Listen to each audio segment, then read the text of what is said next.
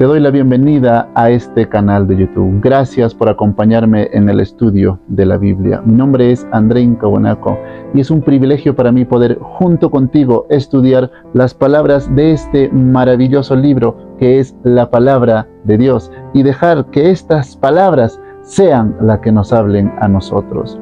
Si hasta acá has estado buscando alimento espiritual que pueda llenar tu corazón y estás con un corazón dispuesto, sincero, estoy seguro que el Señor va a llenarte de su palabra y de su Espíritu Santo. Si aún no te has unido a la comunidad, te invito a que te suscribas al canal, des me gusta y compartas este video con alguien que lo necesite.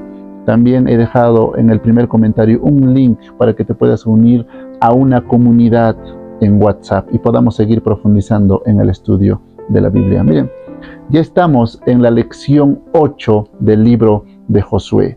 La lección 8 lleva por título Gigantes de la Fe, Josué y Caleb. Es muy interesante en la lección de esta semana. Miren, en la lección de esta semana vamos a estar estudiando números 13, números 14, Josué 14, Josué 15 y Josué 19. ¿Sí? El texto principal para la lección de esta semana está en Hebreos capítulo 13, versículo 7, que dice: Acuérdense de sus dirigentes que les hablaron la palabra de Dios. Consideren el resultado de su vida e imiten su fe. La lección de esta semana enfatiza mucho el ejemplo que Josué y Caleb dejaron a la siguiente generación, ¿cierto? Porque el ser humano aprende más por ejemplo que por palabras. Desde pequeños hemos aprendido a hacer las cosas básicas de la vida como hablar, ¿cierto? Expresar nuestros sentimientos, caminar, todo eso a través del ejemplo. No ha sido literalmente así con palabras la que hemos aprendido eso. El ser humano aprende más por el ejemplo. Así que, sin más, vamos con el primer día, que lleva por título Fidelidad, para el domingo 16 de noviembre. En este día vamos a analizar Números capítulo 13 y Números capítulo 14. Es muy interesante. En Números 13, Dios había pedido a Moisés que pueda escoger a 12 espías y que pueda enviar a la tierra de Canaán para que puedan reconocer esas tierras. Eso está sucediendo en Números 13. Entonces, Moisés hace caso y envía a los 12 espías. Y cuando regresan después de 40 días, ellos dan su informe.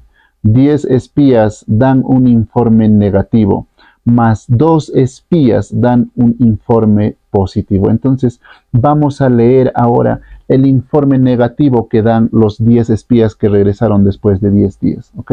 Vamos a leer para eso Números capítulo 13, versículo 27 y 28. Y les contaron diciendo: Nosotros llegamos a la tierra a la cual nos enviaste, la que ciertamente fluye leche y miel, y este es el fruto de ella. Mas el pueblo que habita aquella tierra es fuerte, y las ciudades muy grandes y fortificadas. Y también vimos allí a los hijos de Anac. Entonces estos 10 espías empiezan a afirmar que realmente esa tierra fluía leche y miel, pero dice, esa tierra es fuerte, sus paredes, esas ciudades están fortificadas, y lo peor es que ahí viven gigantes, guerreros, los hijos de Anac están ahí. Los hijos de Anac eran guerreros, gigantes, la élite guerrera de los gigantes. O sea, en otras palabras, están diciendo, no vamos a poder conquistar. Están ahí con el miedo entre las palmas, con el miedo, y todo el pueblo empieza a tener miedo. Y es en ese sentido que acá aparece Caleb. Y Caleb hace callar en frente de Moisés a todo el pueblo. Leamos ese versículo, Josué capítulo 13, versículo 30. Entonces Caleb hizo callar al pueblo delante de Moisés, y dijo: Subamos luego y tomemos posesión de ella, porque más podremos nosotros que ellos. Tenemos que ser conscientes de algo. La confianza de Caleb estaba en Jehová. ¿Sí? La confianza de Caleb estaba en Jehová.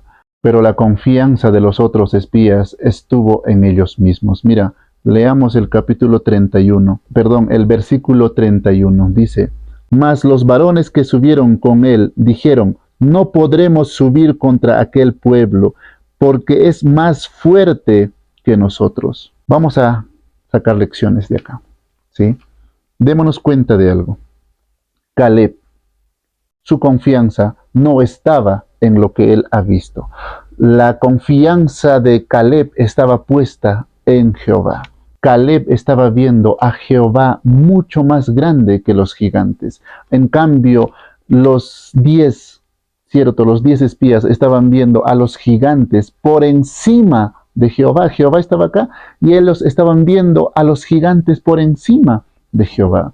La confianza de Caleb estaba en la promesa de Dios, porque la promesa de Dios era que Canaán iba a ser tierra. En Génesis 12, Dios le había prometido a Abraham que tu descendencia va a tener estas tierras. Entonces, ellos estaban confiando en las promesas, en la promesa de Dios.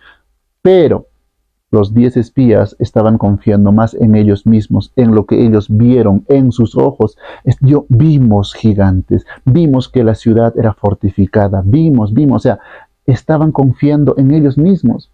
Caleb actúa con valentía, ¿cierto? Pero estos 10 espías actúan desde el miedo. Tenemos que ser conscientes, ¿dónde estamos fijando dónde estamos confiando? ¿Estamos confiando realmente en las promesas de Dios? ¿En qué está nuestra confianza? ¿Estamos viendo solamente nosotros, estamos viendo los problemas con nosotros mismos, estamos viendo, no estamos dirigiendo nuestra mirada a Dios?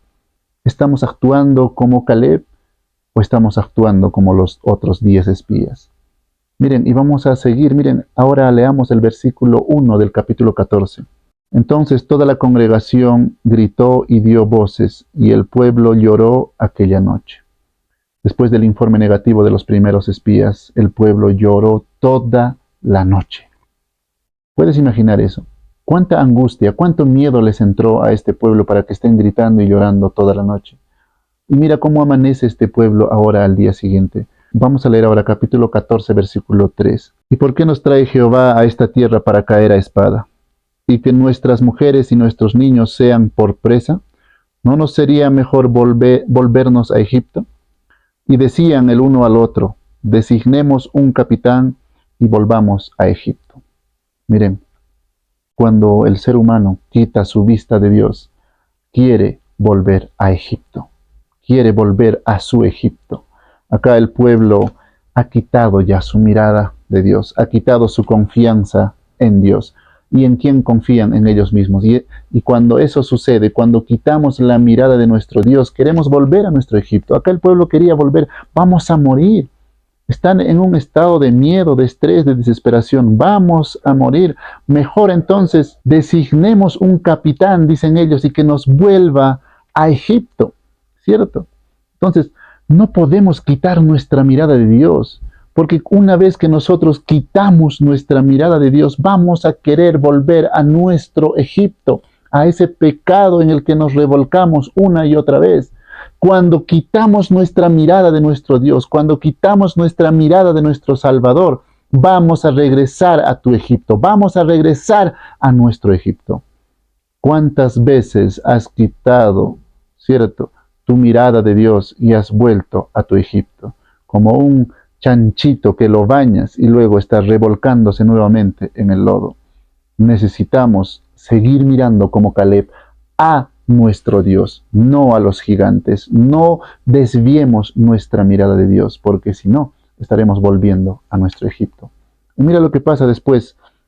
Es muy triste lo que sucede luego. Moisés se arrodilla ante el pueblo, clama ante el pueblo. Vamos a leer eso en el versículo 5, dice: Entonces Moisés y Aarón se postraron sobre sus rostros, delante de toda la multitud de la congregación de los hijos de Israel. El líder, Moisés, el que los había sacado de Egipto con tantas plagas, ahora estaba postrado frente al pueblo de Israel, seguramente clamando, diciendo: arrepiéntanse o no hagamos esto. Yo no sé las palabras, yo no me imagino ese momento, pero debió ser muy doloroso para Moisés. Y veamos el versículo 6. Y Josué, hijo de Num, y Caleb, hijo de Jefone, que eran los que habían reconocido la tierra, rompieron sus vestidos. Rasgaron sus vestidos Josué y Caleb, símbolo del quebrantamiento del corazón por la incredulidad del pueblo, ¿cierto? estaban rasgando sus vestiduras como diciendo, Señor, ¿hasta cuándo? Por favor, no sean más incrédulos. Era como decir, mi corazón está dolido por esta incredulidad del pueblo. Y Moisés llorando, quebrantándose ahí, arrodillándose frente al pueblo. Esa escena es impresionante, esa escena si te la pones a imaginar. Pero lo que sucede ahora es mucho más interesante. Miren, vamos a leer ahora el versículo 7. Y hablaron a toda la congregación de los hijos de Israel, diciendo, la tierra por donde pasamos para reconocerla es tierra en gran manera buena. Entonces Josué y Caleb acá se empiezan a hablar al pueblo, ¿sí? Empiezan a decir, ciertamente es esa tierra buena. Y miren el versículo 8, si Jehová se agradare de nosotros, Él nos llevará a esta tierra y nos la entregará, tierra que fluye leche y miel. Versículo 9, por tanto, no seáis rebeldes contra Jehová, ni temáis al pueblo de esta tierra, porque nosotros los comeremos como pan, su amparo se ha apartado de ellos, y con nosotros está Jehová, no los temáis. Señores, el Señor nuestro Jehová, el Señor Jehová va a estar con nosotros, no temáis. Y mira lo que les dice, no sean rebeldes, les dice. Quiero que seamos conscientes de lo que les está diciendo Caleb, ¿cierto? Y Josué. Les está diciendo que ustedes son unos rebeldes. ¿Y qué es la rebeldía? Miren, acá el pueblo de Israel no ha hecho. ¿Qué ha hecho? Simplemente tiene falta de fe, ¿cierto? Tiene incredulidad en que ese pueblo van a poder vencer. No han nombrado un capitán y están camino a Egipto. No han hecho eso. Entonces, la rebeldía también acá para Josué y Caleb está en no creer. Su incredulidad es una rebeldía. ¿Cuántas promesas tú no estás confiando en Dios? No seamos rebeldes. ¿Cuántas promesas no estamos confiando en Dios? Rebeldía no siempre es con palabra, sino con la incredulidad. Nuestra incredulidad también puede ser rebeldía. Y ahora el pueblo, después de que Josué les dice esto, ¿cierto? Esto va a ser pan comido, los comeremos como pan, dice, ¿cierto? Es una expresión como decir, es como comer pan, así como tú y yo, ¿cierto? Tú comes tu pan en el desayuno, en el almuerzo, no sé. Entonces, así de fácil va a ser destruir a este pueblo. Será pan comido, en otras palabras, será como comer nuestro pan, dicen Josué y Caleb. Pero mírenlo cómo reacciona ahora el pueblo.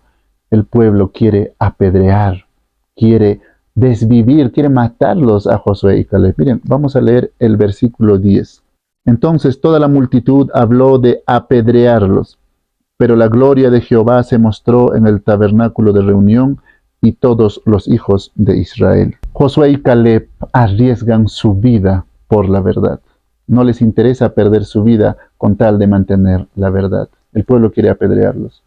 Pero dice la Biblia que ahí se mostró la gloria de Jehová. Si nosotros confiamos en nuestro Dios, nos mantenemos del lado de la verdad, Dios estará con nosotros y su gloria nos va a proteger, así como protegió a Josué y Caleb. Entonces hay muchas lecciones que podemos aprender acá de Caleb. Primero podemos ver que Caleb estaba fijo los ojos en Jehová, cuando el pueblo estaba fijo los ojos en los gigantes. Caleb confiaba en la promesa que hizo a Abraham sobre esas tierras. Estos, los 10 espías, estaban confiando más en ellos mismos, en lo que ellos veían, no en Dios, ¿sí? Josué y Caleb actuaron con valentía, y acá los 10 espías actúan desde el miedo. ¿Dónde estás poniendo tu confianza? ¿Estás poniendo tu confianza en Dios o estás confiando más en ti, en lo que tú crees que es así? Confiemos en el Dios de los imposibles y recordemos que rebelarnos contra Dios no siempre es con hechos o con palabras, sino es con nuestra incredulidad. Y recordemos también que si nosotros desviamos la mirada de Dios, vamos a volver a nuestro Egipto. Confiemos en Dios aunque todos estén dudando. Vamos ahora con el día lunes. Dame ese monte es el título para el día lunes. Y acá vamos a estudiar Josué capítulo 14. ¿Sí? Entonces estábamos en Números capítulo 13 y ahora nos vamos a pasar a Josué capítulo 14. En este capítulo es muy interesante porque ya habían pasado 40 años. En realidad 45 años ya pasaron desde lo que estábamos estudiando hace un momento. Desde que los espías van, ya el pueblo de Israel ya conquistó Canaán, pero para conquistar habían pasado 40 años. Y acá Caleb ya tiene 85 años. Todos los de su generación, los hombres de más de 20 años, habían fallecido en el desierto y solamente estaba Caleb de esa generación y Josué, ¿cierto? Los demás habían fallecido. Y acá es interesante porque Caleb pide su herencia a Hebrón, ¿ok? Vamos a analizar esto en un momento. Para eso vamos a leer Josué capítulo 14, versículos 7 y 8. Dice: yo era de edad de 40 años cuando Moisés, siervo de Jehová, me envió a Cades Barnea a reconocer la tierra, y yo le traje noticias como lo sentía en mi corazón. Caleb menciona: yo tenía 40 años cuando yo le traje el informe a Moisés, y yo lo di, dice él, de acuerdo a lo que yo tenía en el corazón. ¿Qué tenía Caleb en el corazón?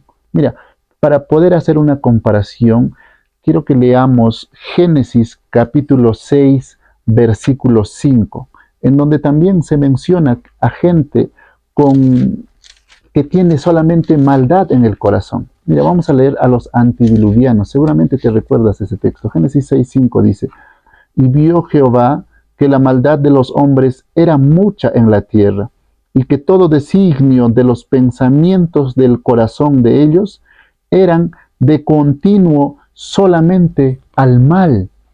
Date cuenta, los antidiluvianos, esta maldad de los hombres en el corazón, solo tenían maldad y que esos pensamientos solo los llevaban hacia lo malo, ¿cierto? Pero a diferencia de Caleb, ¿qué tenía en el corazón? Solo tenía confianza en Jehová, confianza en el Dios Todopoderoso. Por eso su informe fue diferente a la de los 10 espías. Yo solo di el informe, dice él, de acuerdo a lo que yo tenía en el corazón. ¿Qué tienes ahora en tu corazón? ¿Qué está ocupando tu corazón? Miren, vamos a profundizar en esto en el versículo 8. Vamos a leer Josué capítulo 14, versículo 8. Y mis hermanos, los que habían subido conmigo, hicieron desfallecer el corazón del pueblo, pero yo cumplí siguiendo a Jehová mi Dios. Esta parte literalmente se podría traducir de la siguiente manera: estaba lleno tras el Señor, lleno siguiendo al Señor, o también se puede traducir como llené mi corazón para caminar tras el Señor. En otras palabras, está diciendo: yo estoy lleno, desbordando tras el Señor. O sea, lo que ocupaba el corazón de Caleb era el Señor. El Señor estaba desbordando, estaba lleno el corazón de Caleb con el Señor. Y por ende su informe era así: nosotros vamos a conquistar Canaán. Pero con lo que leímos Génesis 6:5, su corazón estaba de continuo solamente hacia el mal. ¿Qué está ocupando tu corazón? ¿Saben? Generalmente suele ser el papá quien ocupa tu corazón, tu mamá, tu pareja, tu esposo. ¿Qué está ocupando tu corazón? Quizás el trabajo, el dinero. Realmente, ¿qué está ocupando tu corazón? Porque de acuerdo a eso tú vas a dar tu informe, de acuerdo a eso vamos a actuar. Imagina que todo el pueblo de Israel hubiese tenido el corazón lleno del Señor, hubieran conquistado Canaán hace 40 años, ¿cierto? Acá Caleb ya tiene 85 años. ¿Qué está ocupando tu corazón? Miren, acá Caleb no se quejó, ya tiene 85 años y no se quejó porque han pasado 40 años desde que había pisado por primera vez Canaán o había visto, había ido a reconocer Canaán, pero después de 40 años, durante los 40 años, Caleb no se quejó. No estuvo diciendo: no, ¿por qué? Que yo no. No, no, no. El estar lleno con el Señor no se quejó durante los 40 años que estuvo en el desierto. Es impresionante. Su fe no vaciló durante los 40 años en el desierto. Y al final, acá, pide el monte Hebrón. Vamos a leer ese versículo 12. Dame pues ahora este monte del cual habló Jehová aquel día, porque tú oíste en aquel día que los anaseos están allí y que hay ciudades grandes y fortificadas. Quizá Jehová estará conmigo y los echaré como Jehová ha dicho. Entonces, dame ese monte, dice Caleb, porque está aún lleno. Su fe allá hace 40 años atrás, hace 45 años atrás, cuando él tenía 40 años, él estaba lleno, dice, del corazón. Su corazón estaba lleno de Dios y por ende su informe fue diferente. Pasaron los 40 años, su fe no vaciló durante los 45 años en el desierto, durante los 40 años en el desierto, y ahora Caleb ya tiene 85 años. Su fe está de la misma manera y por ende ahora dice, dame ese monte. El monte Hebrón era una ciudad de gigantes, de la élite guerrera de los hijos de los gigantes, ¿cierto? Y él pide ese monte, no pide cosa sencilla, pide algo difícil, ¿cierto? Y Josué le entrega ese monte, se lo da. Y por supuesto, Caleb conquista el monte Hebrón. ¿Tu corazón está lleno de Dios? ¿O qué está ocupando tu corazón? Seamos llenos de Dios y conquistemos nuestro Hebrón. Vamos a pasar ahora con el día martes. El poder del ejemplo. Ese es el título para el día martes. Miren, y en este día vamos a estudiar Josué capítulo 15. Entonces, estuvimos estudiando cómo Caleb pide, cierto, el monte Hebrón y lo conquista. Y estaba lleno del Señor, su corazón estaba lleno del Señor. Y ahora en el capítulo 15 de Josué aparecen dos personajes. Aparecen Otoniel y Acsa. ¿Cómo es esto? Caleb estaba conquistando esa parte de Hebrón y había ciudades todavía por conquistar. Entonces Caleb menciona acá que el que conquiste aquella ciudad, yo le daré de esposa a mi hija, dice. Y ahí el que conquiste esa ciudad se llama Otoniel. Vamos a leer esa parte, ¿te parece? Josué capítulo 15, versículo 16. Y dijo Caleb, al que atacare a Kiriat Sefer y la tomare, yo le daré mi hija Acsa por mujer. Y la tomó Otoniel, hijo de Cenaz, hermano de Caleb, y él le dio su hija Acsa por mujer. Acá aparece un joven Otoniel haciendo caso a Caleb. Miren, los jóvenes no hacen caso así por así a alguien. Si van a hacer caso a alguien es porque van a seguir a alguien que predique con el ejemplo. Porque un joven que le pida a alguien, que un adulto le pida a un joven, sin que el adulto lo haga, sin que el adulto tenga ese ejemplo, entonces el joven generalmente no hace caso. Pero acá Otoniel, y seguramente varios intentaron conquistar esa ciudad, pero fue Otoniel el que lo hizo. ¿Por qué? Porque supo Caleb mostrarle con el ejemplo, conquistó varias ciudades, conquistó Hebrón, y el ejemplo de Caleb fue influencia para que Otoniel también haga lo mismo, ¿cierto? Porque Caleb con su ejemplo heredó la fe a la siguiente generación. Otoniel conquistó esa ciudad, tomó a su hija Acsa por esposa, pero ¿sabes qué? Hay algo muy interesante acá. Otoniel llegó a ser el primer juez de Israel. El ejemplo de Caleb en Otoniel trascendió fronteras, trascendió esa generación. Miren, vamos a leer esa parte para que tengamos en claro. Jueces capítulo 3, versículo 9. Entonces clamaron los hijos de Israel a Jehová, y Jehová levantó un libertador a los hijos de Israel, y los libró. Esto es a Otoniel, hijo de Cenaz, hermano menor de Caleb. Miren, el ejemplo que le dejó a Otoniel, ¿cierto? Otoniel conquistó esa ciudad y adicional a eso llegó a ser el primer juez de Israel después de la muerte de Josué. Es impresionante cuánto puede influir tu ejemplo. Ejemplo para quienes eres. André, tú puedes decir, cierto, no tengo tanta influencia, pero mira, somos influencia en nuestros seres queridos, en nuestro círculo cercano. Sí o sí somos ejemplos de alguien. Y ahora, acá hay también un personaje que aparece en Josué 15, que es Acsa. Mira, vamos a leer cómo es que Acsa ahora también hereda la fe de Caleb, de su papá, y también la valentía de su papá, y también ese espíritu de conquista de su papá. Vamos a leer para eso Josué capítulo 15, versículo 18. Y aconteció que cuando la llevaba, él la persuadió que pidiese a su padre tierras para labrar. Ella entonces se bajó del asno, y Caleb le dijo, ¿qué tienes?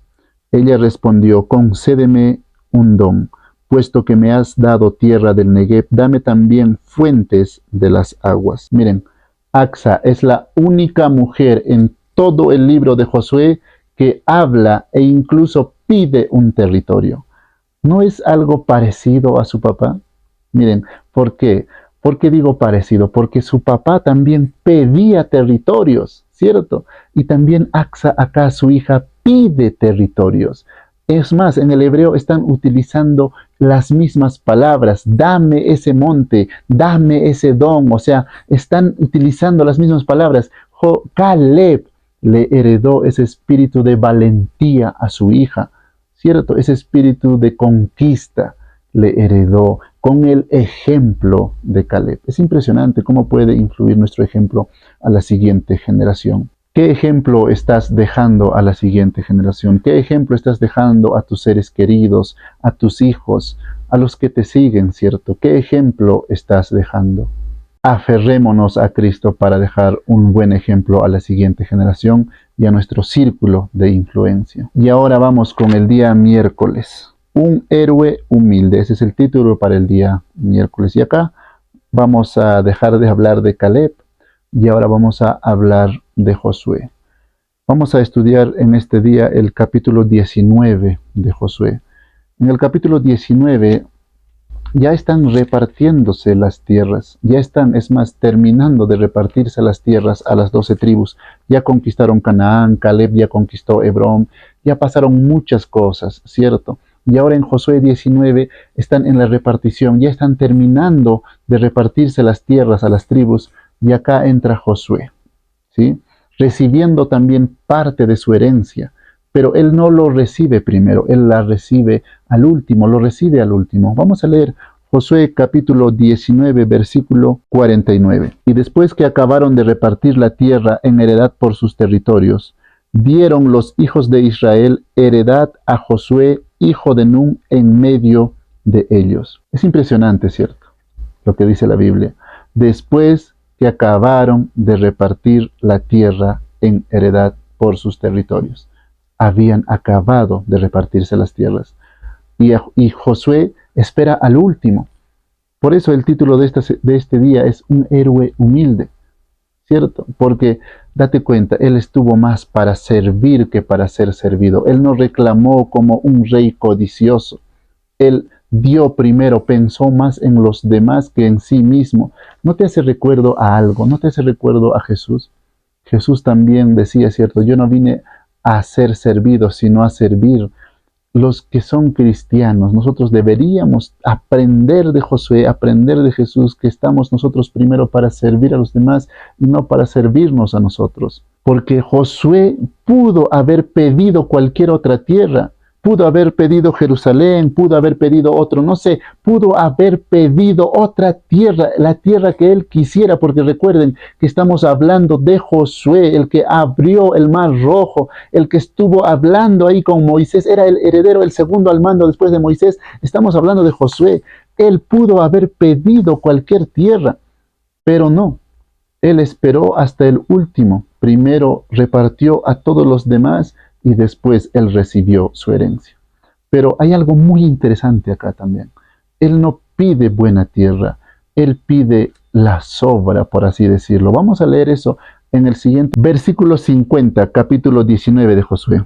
Según la palabra de Jehová, le dieron, miren, según la palabra de Jehová, ¿sí? Quien le está dando esto no es el pueblo, quien le está dando esto es Dios, ¿sí? Según la palabra de Jehová, le dieron la ciudad que él pidió, Timnat-Sera, el monte de Efraín, y él reedificó la ciudad y habitó en ella. ¿Qué significa Timnat-Sera? Timnat-Sera significa porción sobrante, ¿sí? Porción del sol, porción restante, O sea, la tierra que Josué estaba recibiendo de parte de Dios no era una tierra prominente en esto, no, era una porción sobrante, una porción del sol, una porción restante. Y no vemos acá en los siguientes versículos que Josué está quejándose que esto, que el otro, no. Josué tiene contentamiento con lo que Dios le está dando. ¿Cuánto contentamiento tú tienes con lo que Dios te está dando? Quizás no tienes tu casa propia en este momento, pero tienes un techo donde puedes descansar. Tienes un celular o un televisor en este momento por donde me estás viendo. Contentémonos con lo que Dios hasta acá nos ha dado. Pero Josué no se queda ahí. La Biblia menciona que él reedificó esa ciudad. En otras palabras, él lo arregló, ¿cierto? Es impresionante cuántos aprendizajes podemos tener de Josué, un siervo humilde, un héroe humilde, que primero estuvo para servir y no para servirse como un rey egoísta. Él pudo, como dije, pudo haber pedido la mejor ciudad, pero él esperó hasta el último para tener ahora la porción restante, la porción sobrante. ¿Qué tierra modesta Dios te ha dado hasta acá? ¿Cuánto contentamiento tienes con esa tierra? ¿Cuánto estamos sirviendo? ¿Cuánto estás sirviendo y no esperar a ser servido? ¿Estás dispuesto a esperar como Josué tu herencia o estás dispuesto a pedirlo como un rey codicioso? Pidamos al Señor que nos dé ese espíritu de servicio, pidamos al Señor que nos dé ese espíritu de contentamiento. Un héroe humilde, ese fue el título para el día miércoles. Ahora vamos con el último día, el día jueves, transformados por la contemplación. Ese es el título para el día jueves. Somos lo que contemplamos, literalmente. ¿Sí? ¿Qué estás contemplando? Aquello que contemplas, en eso te vas a transformar. Vamos a profundizar en esto en 2 de Corintios capítulo 3, versículo 18. Por tanto, nosotros, todos mirando a cara descubierta como en un espejo la gloria del Señor, somos transformados de gloria en la misma imagen como por el Espíritu del Señor. Para poder ser contemplados necesitamos contemplar al Señor y ser transformados mediante su Espíritu Santo. Pero lamentablemente muchos no contemplan al Señor. ¿Qué es contemplar al Señor? Contemplar al Señor ahora de manera práctica sería estar estudiando su Biblia, estar en más oración como Jesús lo hacía, ¿cierto?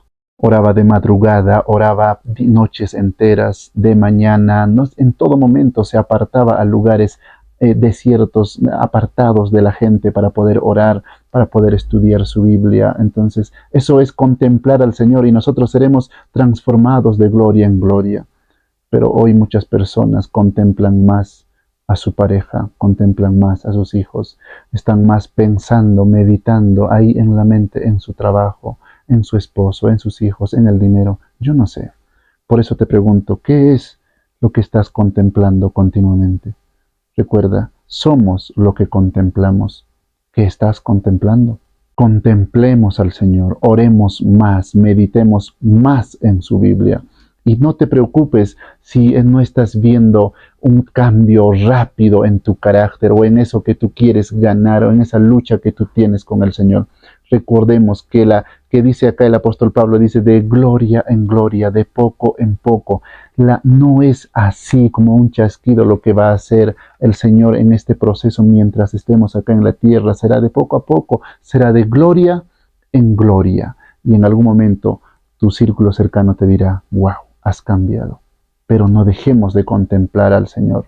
¿Sí? Y Pablo también nos pide que nos neguemos a nosotros, que presentemos nuestro cuerpo como sacrificio vivo.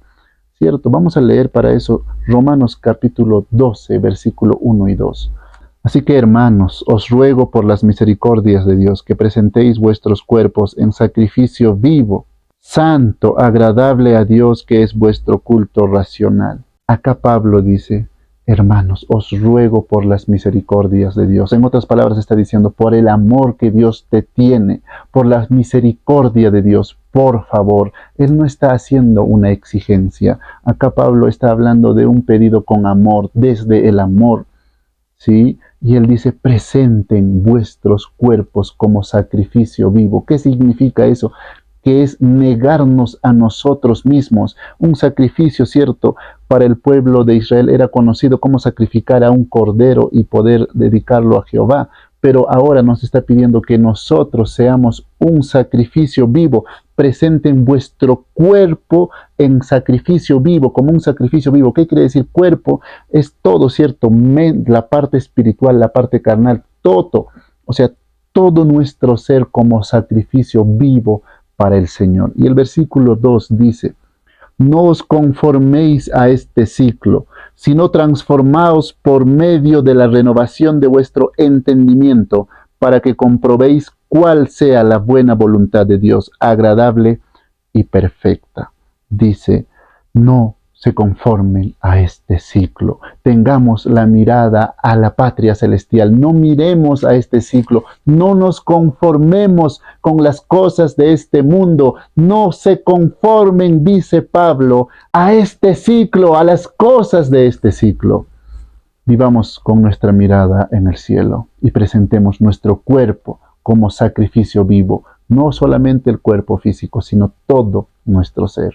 Tenemos que recordar que nosotros no cambiamos por nuestro propio esfuerzo. Nosotros cambiamos mediante a quien contemplamos. Mientras más contemplemos al mundo, nos pareceremos más al mundo. Mientras más contemplemos al Señor, nos pareceremos más a nuestro Salvador. Pidamos ayuda al Espíritu Santo, pidamos ayuda a nuestro Salvador, pidamos ayuda a nuestro Padre para que podamos contemplarlo a cada momento, en todo momento. Estemos en oración, orad sin cesar, dice el Señor, transformados por la contemplación. ¿A quién estás contemplando? ¿Qué está más en tu mente? Si no está Dios, entonces arrepintámonos y volvamos al Señor, que el Señor pueda ayudarnos en este camino hacia la patria celestial. Te mando un fuerte abrazo. Recuerda que semana a semana estamos haciendo un comentario día por día de la lección de Escuela Sabática. Suscríbete al canal y comparte este video. Te mando un fuerte abrazo. Nos vemos la siguiente semana. Bendiciones.